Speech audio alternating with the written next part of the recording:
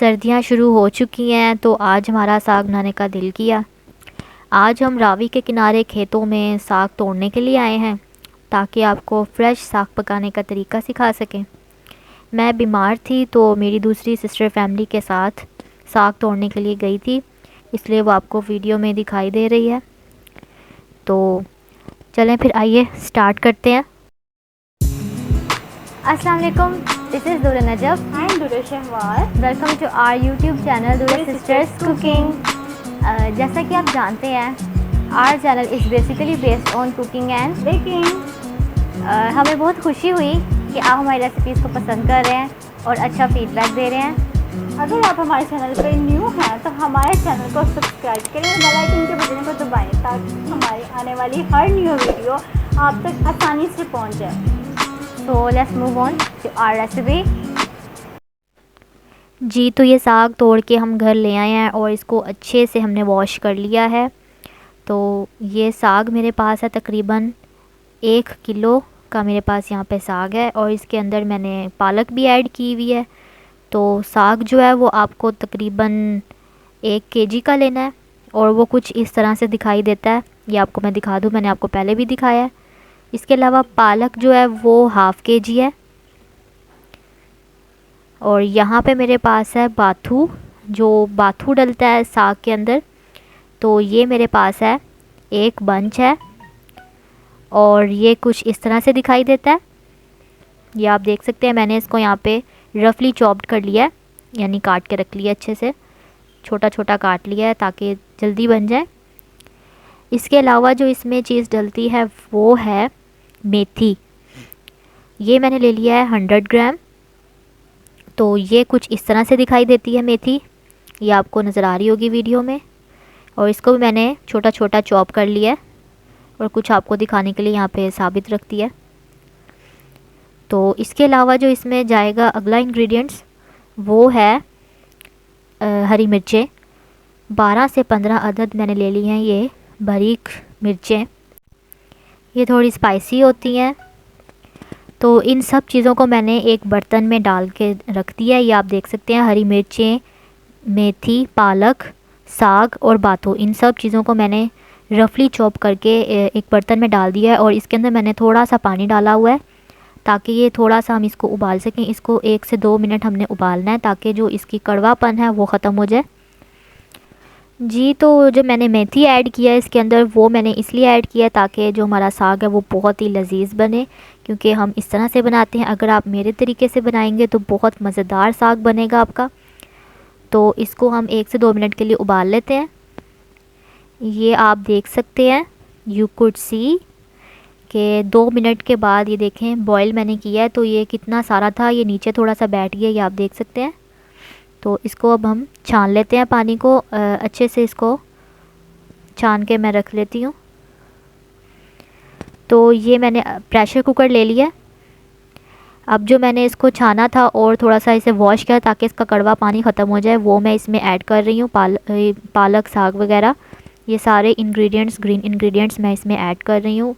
اس کو ہم نے 2 منٹ کے لیے بس بوائل کیا ہے، میں آپ کو بار بار بتا رہی ہوں تاکہ اس کا کڑوا پن ختم ہو، اس لیے میں نے اسے بوائل کیا ہے۔ اب اس کے اندر میں نے یہ ایڈ کر دیا ہے پریشر کوکر میں، تو اب اس میں ایڈ کر رہی ہوں 1.5 گلاس پانی۔ 10 منٹ کا پریشر کوکر میں ویٹ لگائیں گے۔ اس کے علاوہ اس میں نے ایڈ کر دیا ہے پیاز 1 عدد اور لہسن 10 جوے، اس کو اب ویٹ لگائیں گے 10 منٹ کا۔ جی تو 10 منٹ کے ویٹ کے بعد یہ دیکھ سکتے ہیں اس کی کنڈیشن، یہ اچھے سے گل چکا ہے، لہسن، پیاز اور یہ جتنے بھی ہمارا ساگ کا سامان تھا وہ سب گل چکا ہے اچھے سے۔ یہ میں آپ کو جلدی والا اور جھٹپٹ ساگ سکھا رہی ہوں۔ تو اب اس کو میں نے جوسر بلینڈر میں ایڈ کر دیا ہے، اور اس کو تھوڑا تھوڑا کر کے اس کو بلینڈ کر لیں گے ساگ کو، اور یہ جلدی سے بن جائے گا ہمارا ساگ۔ تو یہ آپ دیکھ سکتے ہیں میں نے اس کا پیسٹ بنا لیا ہے، اس کو گھوٹا لگانے کی بالکل ضرورت نہیں پڑی، اس کو ہم نے بلینڈر میں بنایا ہے۔ اب میں نے اس کو الگ برتن میں سارا جو پیسٹ بنایا تھا وہ ایڈ کر دیا ہے، یہ آپ دیکھ سکتے ہیں۔ اس کو میں نے برتن میں نکال لیا، اور اب اس کو میں نے پکنے کے لیے رکھا ہے۔ اس کو اب مزید تھوڑا ہم پکائیں گے ساگ کو۔ تو یہ آپ دیکھ سکتے ہیں، اس کے اندر جو اب انگریڈینٹس جائیں گے وہ میں اب آپ کو بتاتی ہوں۔ اس کو اچھے سے مکس کر لیتے ہیں. یہ دیکھ سکتے ہیں آپ کتنا اچھے سے یہ بلینڈ ہو چکا ہے. اور یہ دیکھ سکتے ہیں کہ اس میں بالکل بھی جو موٹے موٹے وہ ہوتے ہیں ڈنٹل وغیرہ ہوتے ہیں وہ بالکل نہیں ہے اس کے اندر. اچھے سے ہم نے اس کو بلینڈر بنا لیا ہے اور یہ بہت مزیدار اور جھٹپٹ بننے والی ریسیپی ہے. یہ جو سارا دن ہم لگے رہتے ہیں ساگ بنانے کے لیے اس کے جھنجھٹ سے آپ کو چھٹکارا مل جائے گا. اب اس میں ایڈ کر رہی ہوں نمک حسب ذائقہ. اس میں نمک ایڈ کر رہی ہوں میں. اس کے علاوہ اس میں جائے گی ہلدی اس میں ہے 1/2 ٹی اسپون. لال مرچوں کا پاؤڈر 1 ٹی اسپون، کیونکہ پہلے بھی ہم نے اس میں مرچیں ڈالی ہیں وہ بھی گرین چلیز، تو وہ بھی کافی اسپائسی ہوتی ہیں. تو اب اس کے اندر جو ہمارا اسپیشل انگریڈینٹ ہے وہ ہے لسی. اس میں جائے گی 1/2 کپ. آپ نے اکثر دیکھا ہوگا کہ جو ساگ ہوتا ہے گاؤں میں وہ کھٹا کھٹا سا ہوتا ہے، تو اس کا کیا راز ہے. اب اس کے اندر میں نے ایڈ کر دیا ہے گھی 2 ٹیبل سپون. یہ گھی میں نے اس لیے ایڈ کیا ہے کہ جب ہم ساگ کو بنا رہے ہوتے ہیں تو یہ بہت زور سے اوپر اچھلتا ہے اور اس کی وجہ سے اکثر جل جاتے ہیں. تو یہ اس کی ٹپ ہے کہ اگر ہم اس کے اندر تھوڑا سا گھی یا آئل ایڈ کر دیں تو یہ اچھلے گا نہیں، یہ زیادہ ببلز نہیں اس میں آئیں گے.